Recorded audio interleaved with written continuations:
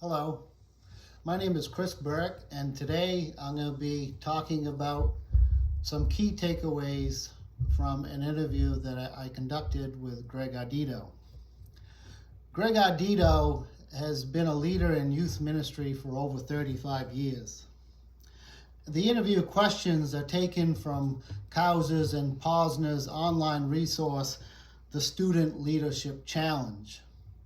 And the purpose of these questions is to learn leadership practices from an experienced youth leader and apply this information to a future leadership position. So next, I will share some valuable insights that I learned from this interview. One of the most profound answers that Greg gave me about a characteristic is that he is spirit-led in his ministry. For Greg, spirit-led leaders model the way by seeking divine guidance. It is this divine guidance that allows Greg to lead by example, by showing his leadership traits and values through actionable characteristics. Greg is a strong believer in putting his words into action because it inspires others to share his vision. His vision for youth ministry is all about acceptance and togetherness. And this is what Greg desires his staff will buy into and work together in fostering this kind of personal relationship with the youth. However, Greg understands that getting a team fully on board with this vision will take some time and effort on his behalf. It will include developing personal relationships with his staff.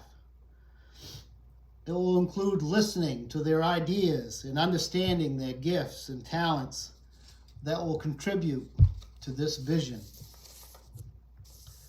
And yet, even being successful in developing strong relationships with his staff, Greg understands that there will be challenges along the way.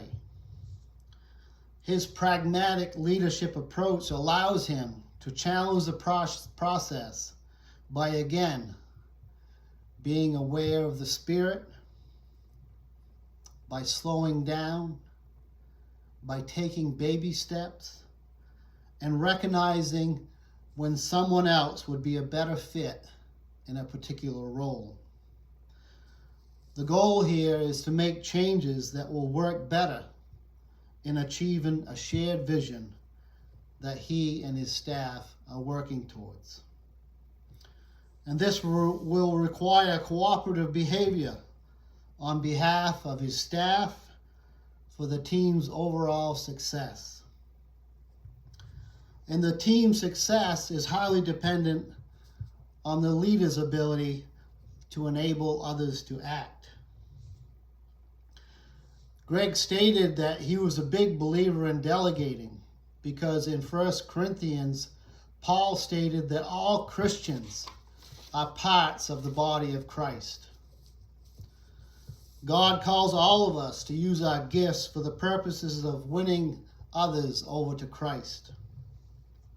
Therefore, Greg's servant leadership style requires a combined effort with his staff, all taking part in group activities that provide opportunities for the youth, opportunities that allows them to draw closer to the divine.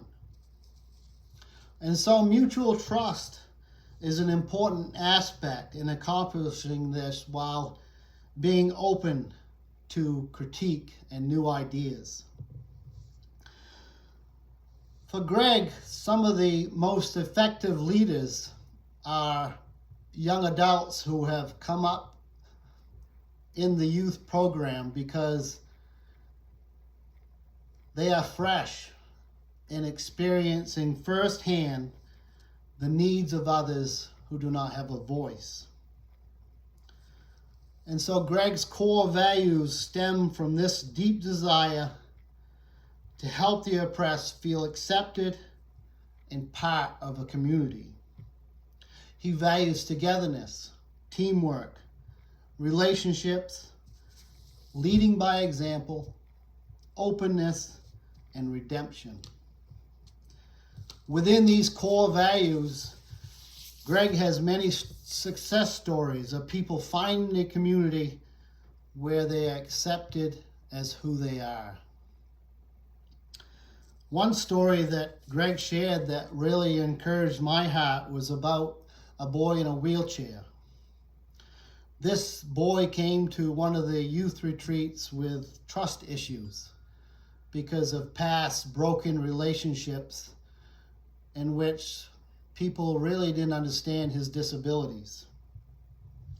One of the youth activities involved the youth to work as a team at trying to figure out how to extract an egg surrounded by larvae.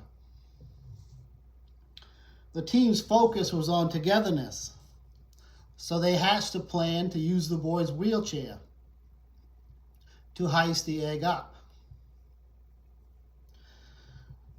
So they got a piece of rope and they threw it over a branch that was above the egg. They hooked one end of the rope up to the boy's wheelchair. They elected the lightest person to strap on a harness and climb out on the branch and attach themselves to the other end of the rope. And the boy in the wheelchair uses his brakes to slowly lower this person down to the egg. And when they reached the egg and grabbed it, the other team members started pulling on the rope and pushing on the wheelchair to heist them back up to the branch. The mission was a success, and the boy expressed great joy because the activity taught him to trust people again.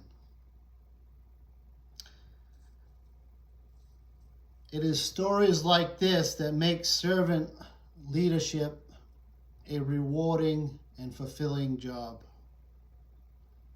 However, as Greg expressed in this interview, that it is not about him, it is about the kids. It is about seeing kids connect with the community and serving. It is about creating opportunities for them to draw closer to God in their own way.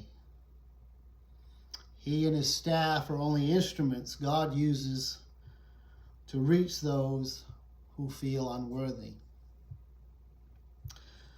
In week 1 of this class, I wrote, Christian leadership means showing others the same love God continues to show me despite my flaws. And the results from the Christian Character Index reflect my flaws, scoring 75% in spiritual health, 86% in enjoying life, 80% in handling difficult situations, 76% in how much I love my neighbor, 78% in living my life for God, 60% in level of thankfulness in my life, 72% in my ability to restore broken relationships, and finally 76% in my compassion for the poor and the needy. From this interview, I learned that if I make it a priority to always be led by the Spirit, that God will cover up my weaknesses. I also learned that servant leadership is a learned practice.